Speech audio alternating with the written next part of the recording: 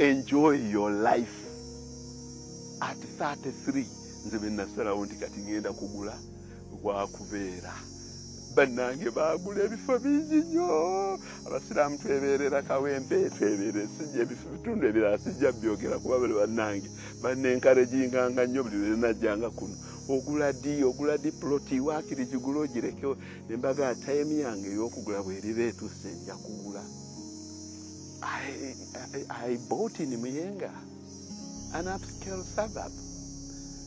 Ekyo kikutegeeza bw'olwaleero bw'ondaba mu nnimiro nga ntindira kasooli wange ono manya nti ate oyo omusajja asula mu bagagga Muyenga.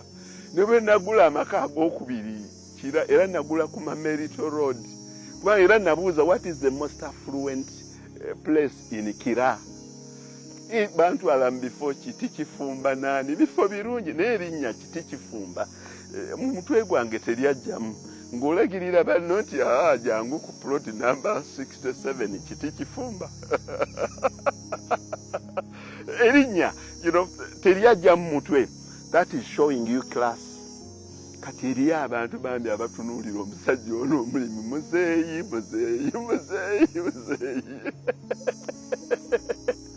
Yali muzeeyi ono yakavuga Mercedes Benz top of the range ezisukka mu 10. Nze ngenda okutandika okufuuka headmaster.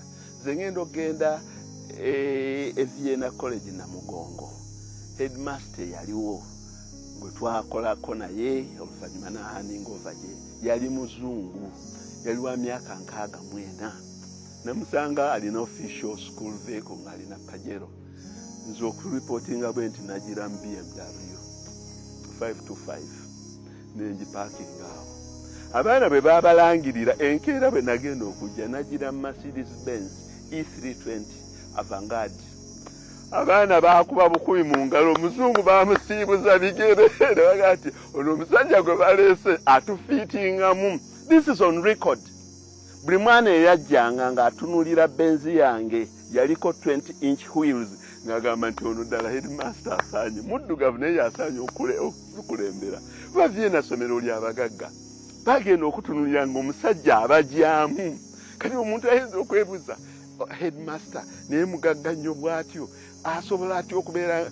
Kumba abaana b'abagagga osobola kubabeeramu nga naawe ozitowa.